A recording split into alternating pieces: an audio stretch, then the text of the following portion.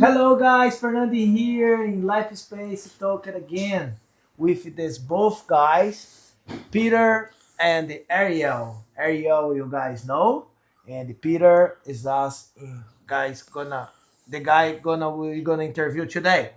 Actually, I'm not gonna interview.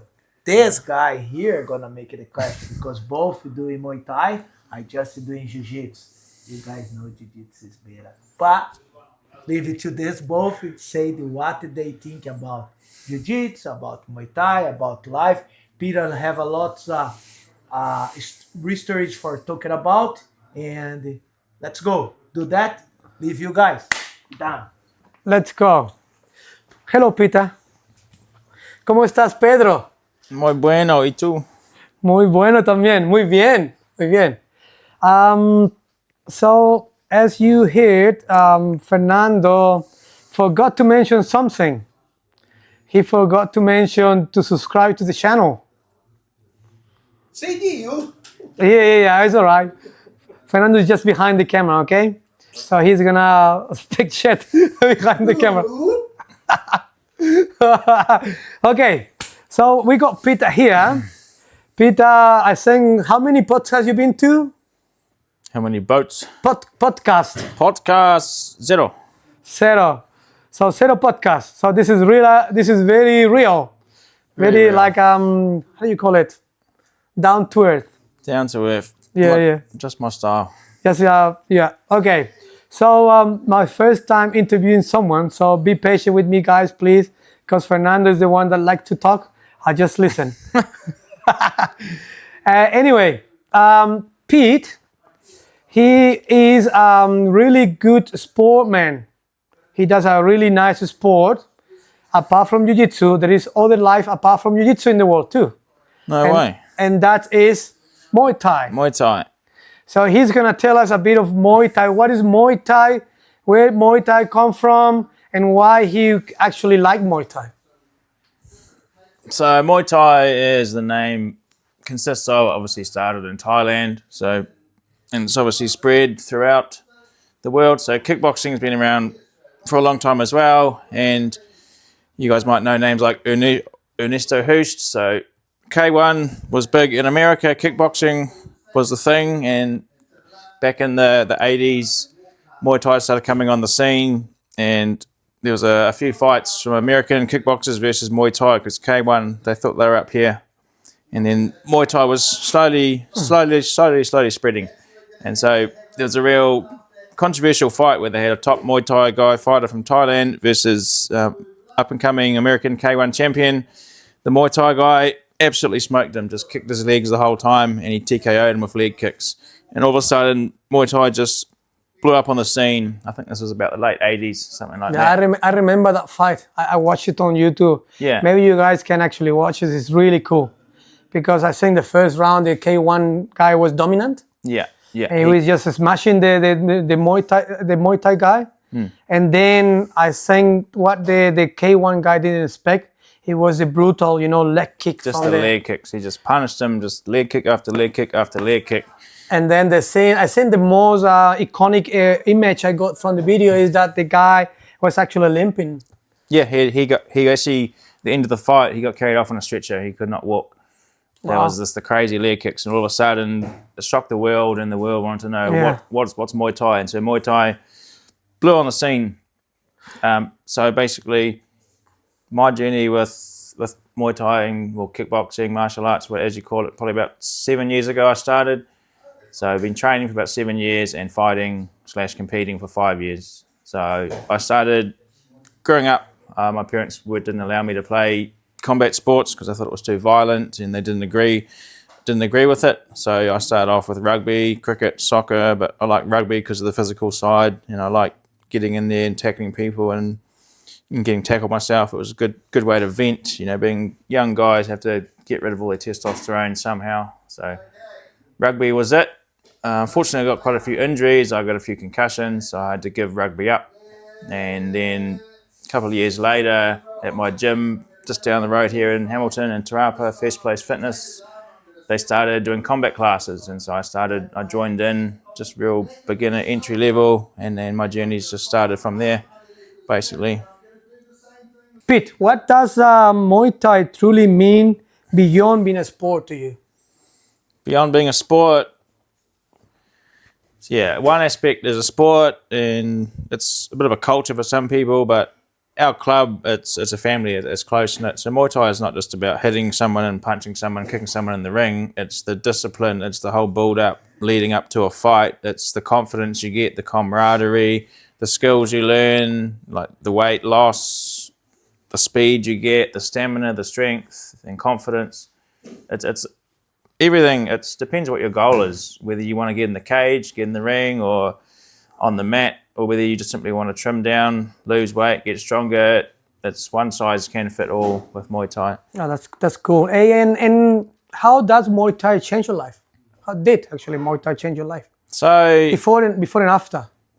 yeah, well, so Muay Thai, well, it's like I said before with rugby, it was a good way for me to vent and not get in trouble. So instead of being like other silly young guys going off and partying, drinking, drugs, alcohol, and all that stuff, getting into fights in town, you come and let all your aggression out in a controlled environment, and you just leave it. You come, you do your training, and then you leave it. You don't go out looking for fights. You don't go out picking fights just because you're trained doesn't give you an excuse to go out and use that on other people. Yeah. And I guess, and this is what I hear from other people, you know, once you got this training, you know, fighting training, you avoid fights. Yeah. So you're not in life facing fights. You are Yeah. sort of like dodging fights, you know, not Yeah. to get involved. Definitely. There's been times where I've probably looked like a coward because I've just walked away and just said, no, look, I'm not fighting you. I'm not doing that. I fight in the ring or the cage, and that's it. If it's only if my back's against the wall or it's life and death situation, then I'll get involved, or if someone really needs help. But 9 times out of 10, if you can walk away, walk away. You might get called a coward. They might laugh at you, but the thing is, our discipline, our training, it's in a controlled environment. It's in the ring with me, my opponent, and a ref. It's not on the street where someone can come with a knife, smash a bottle or whatever. Yeah. That's not what I'm all about. If it's life or death or someone needs help, by all means, I'll jump in. But if someone's just trying to be cocky and prove themselves, no, I'll turn around and just walk away. Look, you have a fight. You had a fight not long ago. So tell us, how was the outcome and what was the emotion on that day? So that was 4th of April. So it was in Morrinsville Impact Fight Night. I was the co-main event. So it was WMAF 78 kilo Muay Thai Waikato Championship bout. So it was a title fight. So it's 5 rounds. So in Muay Thai, when you're amateur, I'm amateur, you do 2-minute rounds. So it was 5 2-minute rounds. And so there was a lot. It's been my biggest fight to date. My opponent was from Rotorua, from Nomad Kickboxing. His name was Gabriel Forrest. He's really big, tall guy, strong, scary fella. So yeah, I knew I was a little bit hesitant, but when you get told you're fighting, you're just in there. You start your training camp and you get in there, you do your best. So it was cool. The first round, so we hopped in there. It's interesting when you get in the ring because as soon as you get hit, sometimes the light goes on and you get into it, or sometimes you get hit and you're like, what am I doing here? So lots of mixed emotions. Obviously, I've been there a few times, so I sort of know how to control it, but sometimes it can all go out the window. So first round, started off with a bit of a bang. He ended up doing a left hook and a right overhand, and he got me right in the temple and sat me straight down. So he dropped me, and so that's called a 10 count. When the ref comes and you see them, you probably see on the TV, you know, they count you out, and then you carry on. And then everyone thought I was over. Some people give up at that point, but I decided, obviously, I'm not going to give up. I'm going to carry on. So I got up, and then this was in the first round, and then carried on, and I took the fight to him, and then he got a bit, I guess, he didn't know what to do because all of a sudden he thought he had me. So I came back. So that was a 5-round fight. So he won the first round, and then round 2 and 3 I won, and then in the round 4 I TKO'd him. So basically just flurried him, just overwhelmed, just lots of pressure. It wasn't the most technical fight, lots of elbows, lots of knees. So I ended up finishing him with like a Superman punch and a knee to the chest, and he dropped and he didn't get back up. And so that was the fight over. So it was very, very up and down because the first round, when you get dropped, you don't expect, that's not part of the plan. And so everything kind of went out the window and it just became a dog fight. It was just brutal. And then my game plan was out the window, but that seems to happen in a lot of my fights. But just aggression and power sort of won it for me, I guess. Yeah, but it was a cool fight. I watched the fight and it was full of emotion. Yeah, everyone was screaming your name, Peter, Peter. Yeah. I guess you didn't hear those, eh? When you're in the ring, it's hard. You can try, when you're in training and sparring, you can listen to your coach in your corner. They're telling you what to do. When you're in the ring, it's you and the ref and your opponent, and it's almost like tunnel vision. You're just focusing. You zone everything out. Some people can hear. Usually, I don't hear anything, and I'm just on my opponent. It's almost like life or death, I suppose. You're just going and going and going until you hear the bell. So it's very different. So the reason why I did that fight was basically just because my coach told me. So if the coach tells you to do something, you do it. And if they're a half decent coach, they want what's best for you. So they want to look after you, but they also want to push you. And that's the role of coaches, is pushing, seeing potential in students and saying, yep, no, you can do that. And that's the thing about my coach, is he pushes me and he believes in me even when I don't always believe in myself. So that was my hardest fight so far, but it was my first title and the first title for our gym, so everyone was pretty happy. And one of our other fighters, Indiana, she won a title bout as well. And so the pressure was on because we had 5 fighters from our gym, which is Phoenix Rising Muay Thai, and we had 5 fights. So there's 4 fighters and they had all won. And so I was the 5th fighter, so I was feeling a bit of pressure. Everyone else has won in one pretty dominant fashion. So the nerves were coming, the pressure was coming, the heat was on. But I guess that's what brings out the best in people, if you can face the pressure and overcome. And then, especially when I got dropped, I got knocked down, and then there's lots of, you have the devil and the angel. The devil saying give up, the angel saying carry on. And so I carried on and persevered, and that's it. Lots of things got me over the line. So what is, and this is a question now that you're talking about your angel and your devil on the other side, is, so what is the mindset for a champion? The mindset for a champion. So for me personally, I'm a Christian. I believe in God. So that definitely helps, having a faith, believing in something. And after my last fight, I actually stole the mic off the commentator and I said a little speech, because basically I told God, give me the mic and I'll say a little message. So that's what I did. So having a champion mindset is not always about winning. It's about like what we believe is, like win or learn or win or lose, you're always going to learn something. So even though I won that fight, I still learned plenty. So being a champion, you're a role model for others. You really got to watch what you do. People are always watching what you do, and it's not even just in sports, just in life in general, in your family, your job.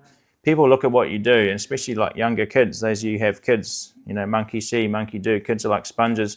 So when, I guess, being a champion, people look at you, and you got to be careful of what you do and how you act, because you're not on a pedestal, but people are like, oh yeah, he did this, he did that. So you got to be careful what you do, because it can affect people. So I try and set a good example where I can. Obviously, I'm not perfect by any means, but having a champion mindset, it still starts off with turning up to training is a good start. Turning up to training, giving 100%. And if you're sick, unwell, or whatever, message your coach, say what's happening. Don't just not turn up and your coach is wondering where you are. So first thing, turn up. Second, give 100%. If you're absent, tell your coach, and your coach obviously wants the best for you. And if you're not turning up, they need to know what's going on. And if you're down for a fight, you're either in or you're out. There's no yes, no, maybe. You're in, you're locked in. So to me, being a champion, it's also hard because the pressure's on, because if I have to defend my title, defend my bout, it's even more pressure. Whereas if a challenger comes in, they don't care, win or lose, they're not worried. But if I lose, it's almost, So I guess there's always the pressure that comes with it and the nerves, but that's part of the reason why I do it. Because it scares me a little bit, I guess. Because when you're in there, you're vulnerable, I suppose, and it can bring out the best or the worst. So you got a bar that you have to keep it. Yeah, it's like you feel like a bar. You fight like a Pereira. Yeah. So perfect example. UFC champions. Yes. They've got a standard. You look, like Pereira. But you see what Pereira did in the last fight? Yeah, exactly. Well, that was brutal, eh? So that's the first thing. round, 30 seconds, I think it was. Yeah, sure. Yeah, that's good. Exactly. Hey, just changing the topic a bit, just keeping my ADHD mind, floating around. But you guys laugh because I use my ADHD card all the time. Get out of jail free card. I just want to ask you something. Today you came to a jiu-jitsu class. Yeah. Give us your thoughts. My thoughts. Yeah, Wow. because I know, some fighters, some Muay Thai fighters, they say, nah, jiu-jitsu is no real fight. But Right. what is your thought about, this grappling, this, jiu-jitsu? Right. So, Whoa. okay. Honest If you view. want an honest opinion, I'll just to make sure I can get out of here safely. Honest opinion. So when I first thought of wrestling, grappling, jiu-jitsu, that sort of wrestling, all that sort of thing, my first thought was, that's strange, a bunch of guys, sweaty guys rolling around on the ground. That was my first thoughts. Sort of changed when I started playing rugby because it's sort of similar. You're tackling people, you're in a scrum, you're in a ruck, there's sweaty guys, you're rolling around, and then, okay, maybe it's not so bad after all. So it's not so gay then. It's not so gay after all. I guess another reason why us humans, we're more hesitant and judgmental towards things we don't understand. So I shouldn't judge a book by its cover. So I judge jiu-jitsu as weird, sweaty guys rolling around, and I didn't really want to buy it. But the first time I tried it, actually this is quite fun. So coming along to Lifespace tonight with Ariel and Fernando, so that was my first proper class. I've done a little bit, Ariel showing me a little bit at the gym, and my brother Nathan Woodward, he trains at Phoenix BJJ up in Pukekohe, and so he's shown me a little bit as well. But you come here with the pros, and I obviously got schooled by people half my size. So my thoughts is, obviously I'm an amateur. I've got a long way to go. But my first impression was the respect and the discipline was way more advanced than Muay Thai. Muay Thai class, people sort of joke and laugh around. They go off to the toilet, they run off, they get a water, they do whatever they want. Whereas here, I walk in the door, the instructor has complete control and everyone's respecting and they're maintaining the good code of conduct. And so that's my first impression, is just the respect and discipline is a lot higher than Muay Thai class. Yeah, you don't want Fernando to yell at you, eh? Not at all, not being the new guy at all. Yeah. So yeah, first impression is definitely a lot of technique involved. I was just trying to use my raw strength and that wasn't getting me very far. So you got to have technique.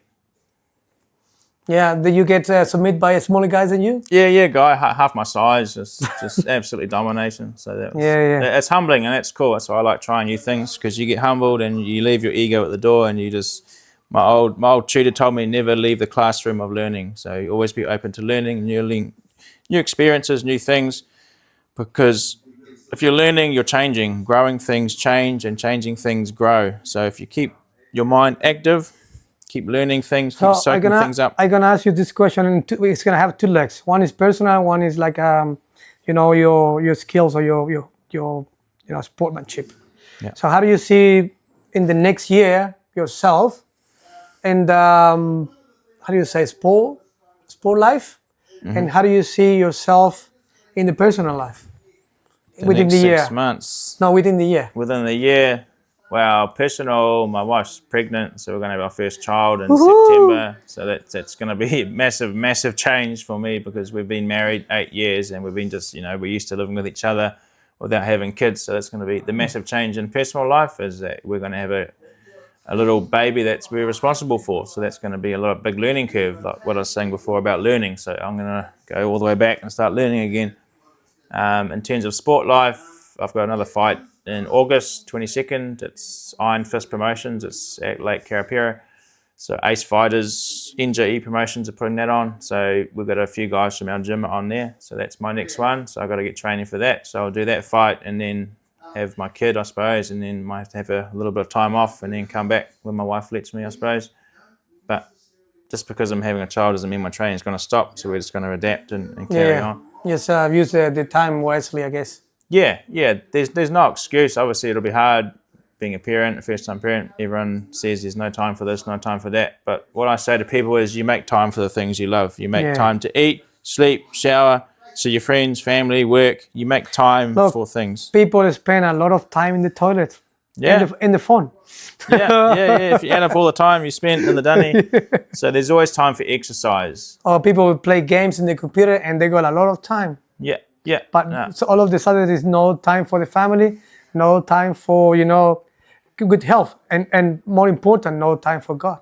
Exactly. So having a belief, a spiritual system. So we would make time for everything. Like Sundays, we go to church, and that's usually 10 till 12 or 10 till 1.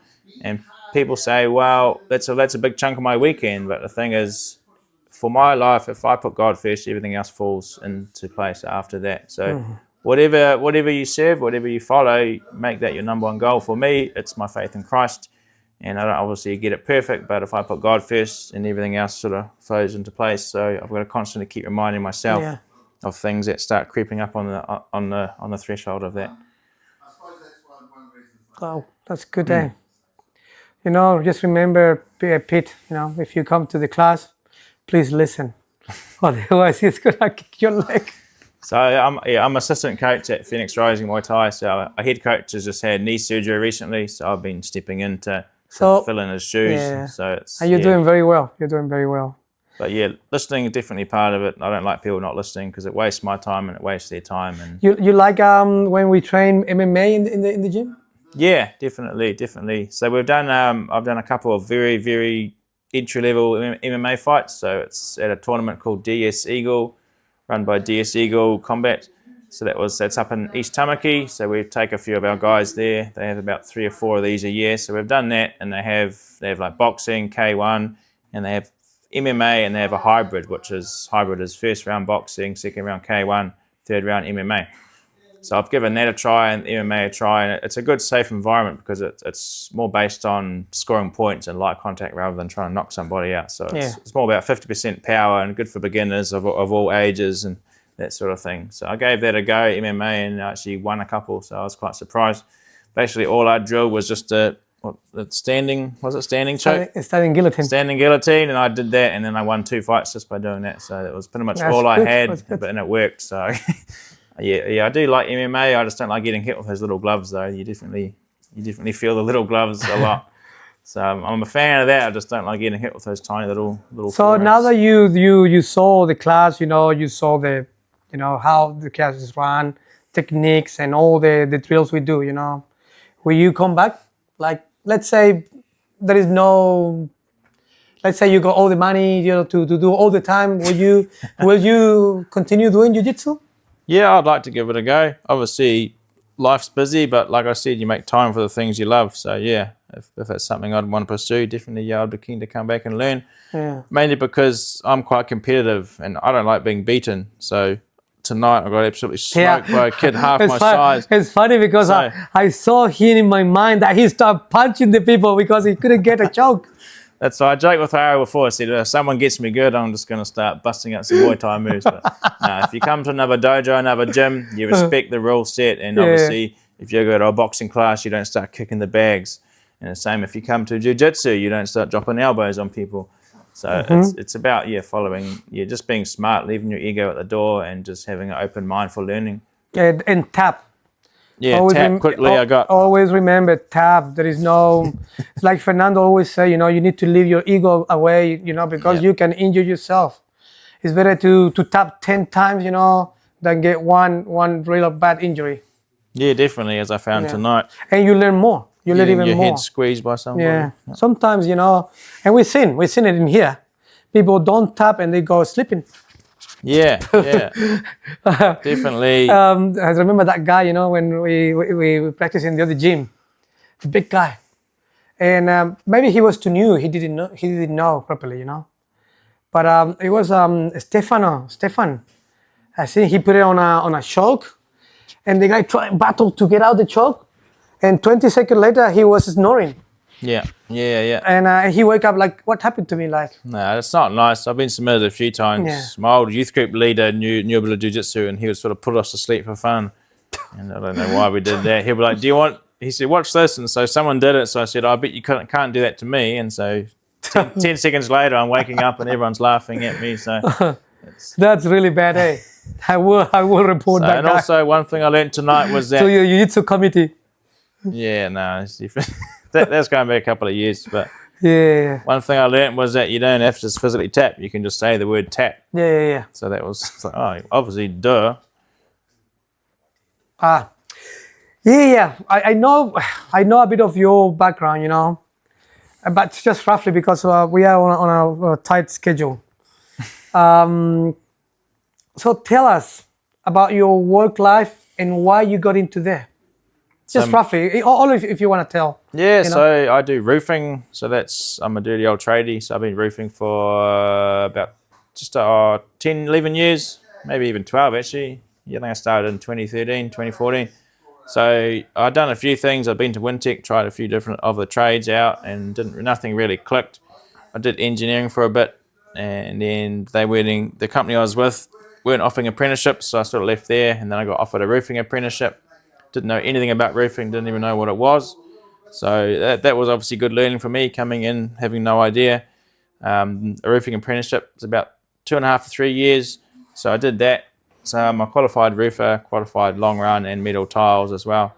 So been doing that on wages for a few different companies. During all the lockdown, all the COVID stuff, I lost my job through that, and so that was a blessing in disguise because I ended up starting up my own company and being a sole trader. So God can use a lot of things. There's always a silver lining, whether you believe in God or whether you believe in karma, whatever you believe in.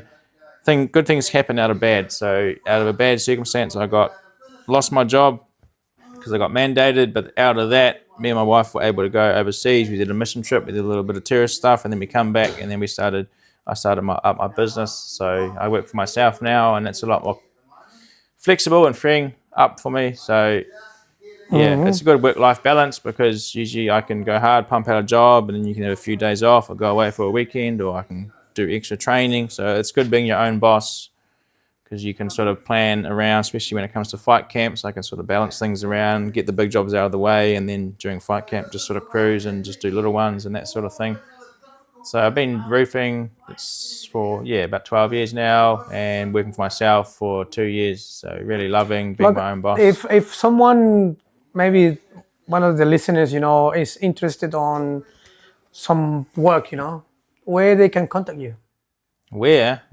Yeah. I'm pretty old school. I don't have a website yet. My brother-in-law is going to be Maybe we can put your number on the screen later. Yeah, sure. Yeah, I've got business cards and email address, but I'm getting a website up and running. I get my work just through word of mouth, but my brother-in-law, he's a real techno whiz. He knows a lot about websites, so I'm getting peer pressured into having a website, so he's going to do that in a month or so.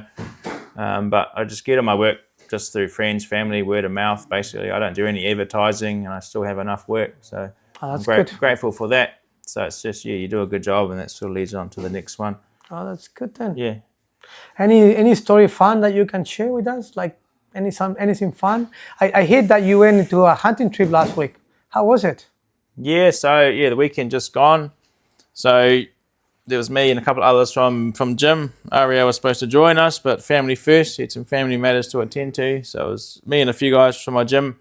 We head down past Taumarawanui, so it's down south past Tikawuri, in the King Country. So we went deer hunting. So I've been there once before, and so there was 5 of us. So my pastor from my church, he's a real keen hunter. He's a hunter, a butcher. He's a very, very talented guy. So he was our guide. So he took us in there because he's been there a lot. We got there. It's absolutely raining. It's absolutely pelting down. So the deal was we got to the people that own the blocks. They own this massive thousands of acres.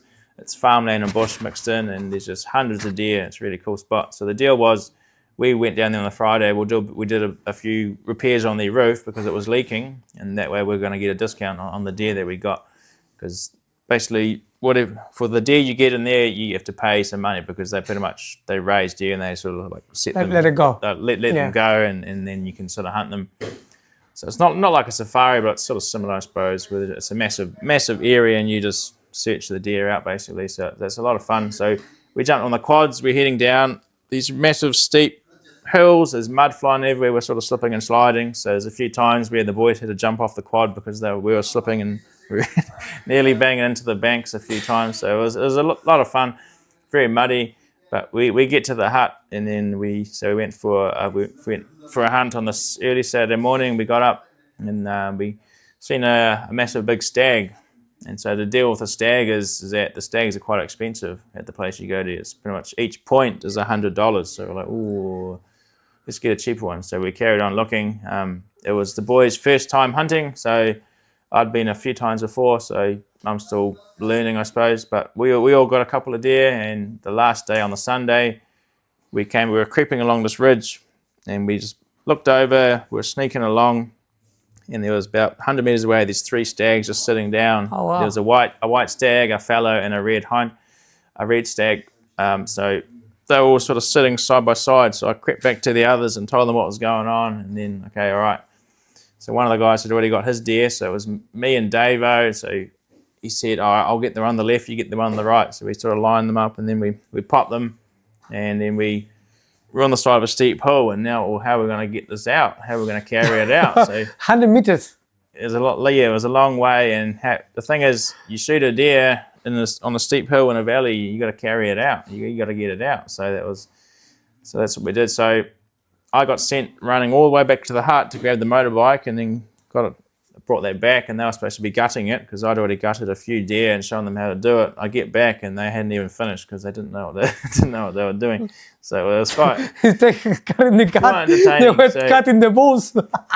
So yeah, the big stags, they got big balls. So definitely jiu-jitsu and men rolling around. Some people think it's gay. Well, gutting a deer, you gotta touch the ball. So you slice them off. You start all the way from the arse. You cut all the way up to the mouth, or just like the throat. The throat. Sorry, not the throat. The ribs, where the ribs start. You come all the way up, and then you peel it open, and you reach in. You grab the throat out. You slice that. You reach into the arse. You pull that out. You slice it. And you pull all the guts out, and that's pretty much how you do it. So you got to gut the deer and bleed it out. So you cut the throat because obviously it ruins the meat. So you got to drain all the blood out of the meat. You got to get rid of the guts, and that makes it a bit lighter to carry it out. Yeah. So it was no joke. My stag was pretty heavy, about 90 kilos. So it's pretty hard carrying it out. And they need to put it on the back. Yeah, I didn't have to carry it too far. I just had to carry it all the way, or just down the hill, down to the track, and then there was a quad bike waiting. How many meters? Probably like 300-400 meters, I suppose. But it wasn't that. You think, it's only 300 meters. So it's like carrying Fernando. It's like carrying Fernando on your back. Which is fine. For 400 meters. Which is, it wasn't too hard, I suppose. But when you're testing every foothold, because you're on the side of a steep hill, and if I fall, I'm going down. I don't want to wreck my stag, I don't want to snap the antlers. So it was a bit of a highly stressful environment. Oh, wow. So that was cool. So everyone got a deer. And so that was pretty cool when you're just rolling back into town with all these deer on the back of your trailer. Everyone's looking around, what's going on here? Wow. So it's pretty cool, but there's mixed emotions when you're taking a life, when you're shooting something. But what I believe is that God's creation is for us to use and to do with, but we've got to be good stewards of what we have. So we're shooting it and we're going to eat it. We're not shooting it for sport, we're shooting it to eat. We're not shooting it just for fun. Obviously, it's a different story with possums, rabbits, pests, that sort of thing, that's different. But deer, they're real beautiful, majestic creatures. So the guys, first time when they shot it, one of them almost had a tear in his eye because it was just a bit of a roller coaster. Yeah. So you got to be respectful of God's creation. Maybe we can actually, Fernando, try a bit of that deer. Yeah. We're going to go break it down on Thursday. Yeah, so it's hanging up at the chiller at the moment. Then we're going to go cut it up. So it's obviously another learning thing because I know how to gut a deer, but when it comes to boning and skinning, I'm obviously pretty amateur at that. So, yeah, I guess it's hard, eh? Yeah, not for the faint-hearted. Yeah. You got to get all the cuts right, otherwise you ruin it. Yeah, that's cool, eh? It's a lot of fun to do in New Zealand, eh? A lot of fun to do. Yeah, we got good deer hunting. Obviously, we don't have any scary... Do you know we got a competition coming in this gym? Like an in-house competition? Yeah? No. Yeah, so we're running the 11th of July. We're running an in-house competition. Cool. So people can actually talk to Fernando to sign up. And so we got a website. Fernando is just a smooth comp. So you gotta go to smooth comp. Just go Google smooth comp, and then just search for Life in Space, and you can actually sign up in there. Cool. Yeah, and then hopefully we get a lot of people. So there will be like different brackets. So normally in Jiu-Jitsu different categories. Different categories, and I weight too. Okay, guys, I think that's a lot. So we finished for today. I hope you guys enjoyed, Pete's life and stories. And Obviously, we wish Pete the best, in the journey in life, the best with the baby. I wanna next time interview him. Yeah, Fernando wanna interview him because Fernando like him. Me too. Yeah. I probably didn't make the first good impression because I was struggling to get here on time. I just jumped off the roof and quickly packed up my tools and quickly got here. But you made it 2 minutes late. That's very decent, Yeah, I Not guess, 15 minutes. Yeah. Jeremiah, if you're listening this, 15 minutes is not acceptable, bro. Nah, it is. 1 minute. Un minuto. Yeah, you make time for the things you love. Next so you gotta class, be on bro. time. Next class you come, okay? Yeah. So next time Fernando will actually talk to Pete and see you again, guys. So all Very the best cool. for. So if you're in the area, come down to Life Space, come check it out. Whatever sport you're getting into, you need to do something. You need to stay fit. You need to stay active. You need to have goals that you want to achieve. 2026, don't be a couch potato. Get active. Get after something that's going to challenge you. You have to be grow. fit to be able to protect your family. That's right. It's good incentive. Yeah. That's the main one for me. Okay, bro. Thank you, bro. All the best. Bye. Ciao.